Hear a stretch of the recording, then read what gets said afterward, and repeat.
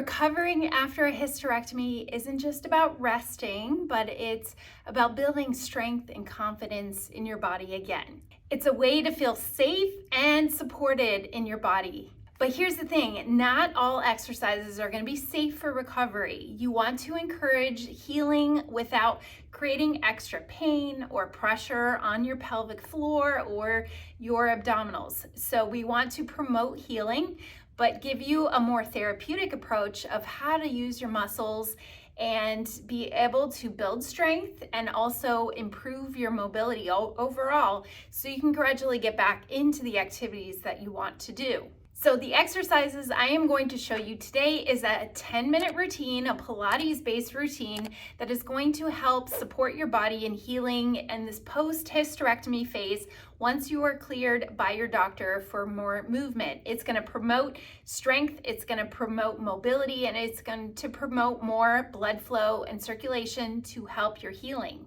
Now, you don't need any fancy equipment. You just need a mat on the floor, a comfortable space, and I'm going to guide you through this 10-minute routine to do on a daily basis.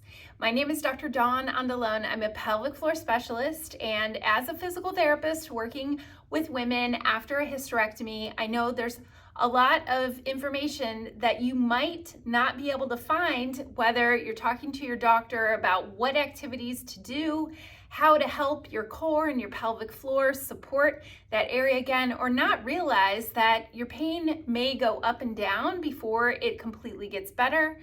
And what happens to your bladder? Do you start having more leaks or having issues with constipation and other problems that you didn't foresee in the future? You want to give your body helpful healing exercises to go along with this recovery, and every woman is going to be at different stages in their recovery and heal differently. So take these exercises as a foundation and a framework, but if your body feels uncomfortable or you feel like it's not quite right, really listen to your body and give it more rest. Do some walking, do some resting, do some light movement, but don't force anything that doesn't feel good. You can also go back and watch other hysterectomy recovery healing videos I have on this channel to talk you through this recovery process and what things might be helpful that you may not realize. So the first exercise is a cat-cow exercise. We're going to be on all fours, and I'm going to start with my knees under my hips and my hands under my shoulders. I'm going to gently just take a big inhale through my nose, and then as I exhale, I'm going to curl my spine and tucking my pelvis underneath me. And then I inhale, drop your navel toward the floor, and so you're lifting your tailbone up, and then exhale, curl back. So we're just getting some movement like an angry cat, curling your spine, tucking your pelvis, and it just should feel like a good movement through your mid and lower back and tucking your pelvis. And you're going to do 10 of those and syncing it with your breathing. Just don't hold your breath. It's not so important to really hyperventilate or think about the breathing too much. If that's confusing, no problem. Just talk through it by counting, or just keep your mouth open to make sure you're breathing. So that is a good first exercise to really connect to your core and get more movement through your lower back and your hips. The next one, you're going to be on your back, and we're going to do a pelvic tilt. So you can think about the same type of movement. So we are just gently lifting up the pubic bone, pressing your lower back into the mat, and then you're releasing your lower back off the mat, dropping your pubic bone down toward the floor, and curl under again. So from here, just imagine if you had a bowl of water on the front of your midsection here, that bowl of water is going to spill toward your chest, and then it's going to spill right between your legs. So you're just getting some rocking in the pelvis. You can imagine that you're inhaling as as you lean forward, and then exhaling as you tuck under. As you tuck under and exhale, you can pull in those muscles just gently from your vaginal area to your lower belly. And then inhale, release, let them go as you tip that pubic bone down. And then exhale, curl under. Do 10 of those pelvic tilts, just connecting with those muscles again and trying to get them to just tense a little bit, but then fully let them go. Make sure they're getting relaxed too. Very important after a surgery. Next, we have heel slides. So heel slides, we're gonna keep our trunk area nice and stable. So I place my hands right over my hip bones and just go inward toward my navel. So my fingertips are right on my lower belly. I'm gonna pull those muscles in just gently under my fingertips. So you might feel your lower belly contract, and also the muscles from your vaginal opening, you wanna think of closing those in a little bit. Notice I'm not squeezing my butt. You don't wanna tense your hips or your butt. You wanna think of from your pubic bone lifting up to your navel. So I'm gonna slide one leg along the floor while I keep that tension under my fingertips. And then I'm sliding the other leg down and then pull back in slowly. You wanna make sure you're not getting a lot of rocking in your hips. Keep your hips real stable. And I am breathing at the same time without holding your breath. You can do about 5 to 10 of those heel slides on each side.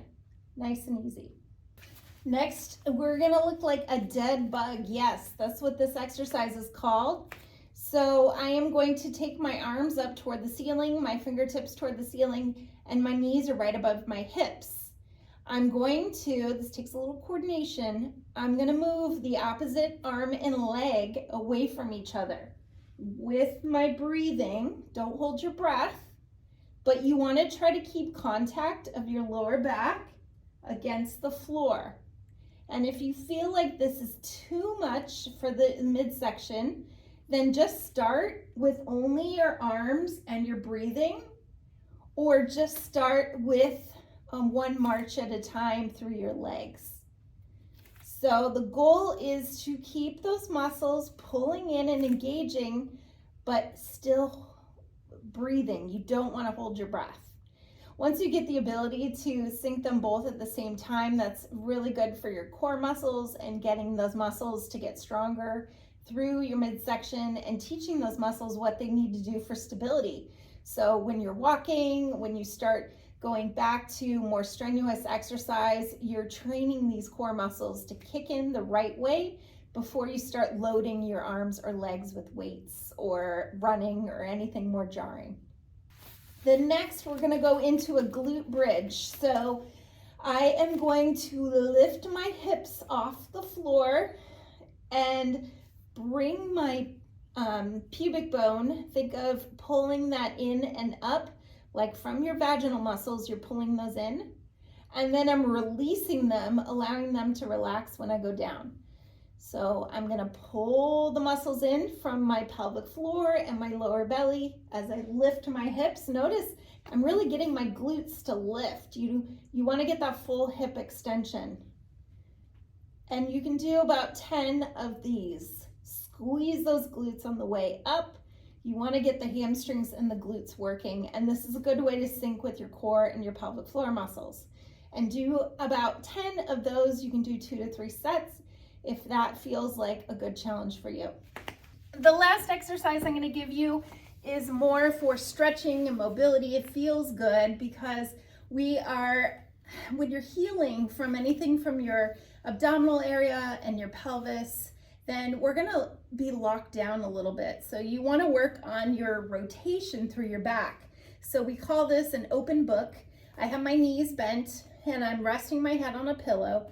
I'm gonna lift the top arm, the bottom arm is along the floor, and think of Pac-Man, think of a shark opening their mouth. You're lifting that top arm and you're rotating backward, but my knees are forward. And then I'm bringing it back. Inhale, and then I exhale, open the chest and rotate backward. So you want to keep the hand in line with your shoulder. Don't overstretch your shoulder, but keep your hand there so you're twisting and rotating from the rib cage. When you get that rotation through the rib cage and you're breathing, just go to where you can tolerate it. If it's uncomfortable or you feel like it's pulling anywhere uncomfortable, don't go that far, just go within that limit. And that is going to help your spine rotation, which also helps your breathing and therefore helps your diaphragm, which is the top part of your core. So this is a feel-good exercise. You can do it on your bed or you can do it on your floor. Do about 10 times on each side. So I hope you found this video helpful. Once again, I have an amazing hysterectomy recovery program that's going to give you a full library of exercises for stretching, mobility, and connecting to your pelvic floor and your core, getting those muscles stronger, and so you can feel more confident in your own skin as you're recovering. It'll answer a lot of those questions you might not get from your doctor. So I'll put that link below, and if you have tried any of these, comment below. Let me know how your body feels. Let me know which ones are easy, which ones are more difficult. Would love to hear from you. I hope you found this video helpful, and we will see you again soon.